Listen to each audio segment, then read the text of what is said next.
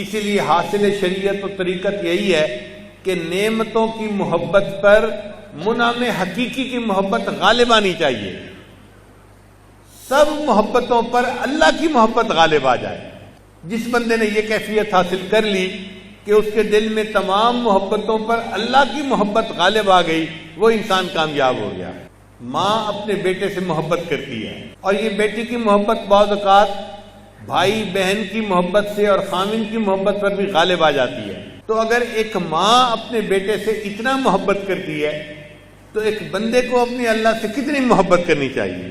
مولانا روم رحمۃ اللہ فرماتے ہیں، مادرارا مہر من آموختم، اے لوگو ماؤں کو تو محبت میں نے سکھائی ہے، کیوں بود شمع کے من افروختم، کیسی ہے یہ شمع جس کو میں نے جلایا ہے۔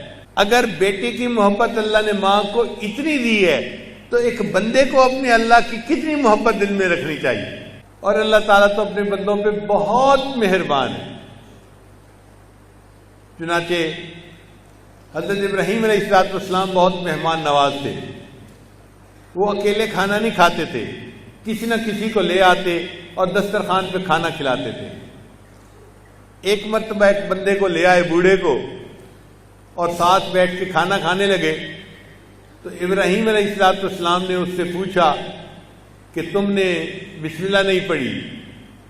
اس نے کہا جی میں تو مشرک ہوں اور میں تو نہیں مانتا خدا کو ایسے جیسے آپ مانتے ہو، آپ مجھے کھانا کھلانے لائے تھے یا اپنے تبلیغ کرنے کے لیے آئے تھے؟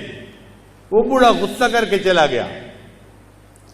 جب چلا گیا تو اللہ تعالیٰ نے ابراہیم علیہ السلام کی طرف وحی نازل فرمائی، اے میرے خلیل، آپ اس بندے کو کھانے کی دعوت لے کر آئے، پھر آپ نے اس کو دین کی تبلیغ کی، مگر وہ بندہ آپ سے ناراض ہو کے چلا گیا۔ میں پروردگار 70 سال ہو گئے شرک کے باوجود اس کو کھانا دے رہا ہوں، تو نے تو اس کو ایک وقت کا کھانا بھی نہ کھلایا، اب آپ جائیں اور اس کو منا کے لائیں۔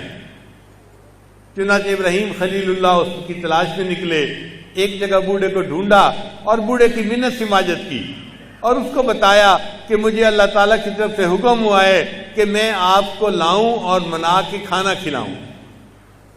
وہ بوڑھا آیا اور اس نے آ کے بسم اللہ پڑھ لی۔ ابراہیم علیہ السلام بڑے حیران، تو مشرک تھا؟ اس نے کہا ہاں میں پہلے مشرک تھا، لیکن جب مجھے پتہ چلا کہ میرے جیسے مشرک کو بھی وہ اللہ 70 سال سے کھانا دے رہا ہے اور اب کھانا کھائے بغیر میں اٹھ گیا، اللہ نے آپ کو بھیجا کہ منا کے لاؤ، تو میں اس پروردگار کا کیوں نہ اقرار کر لوں۔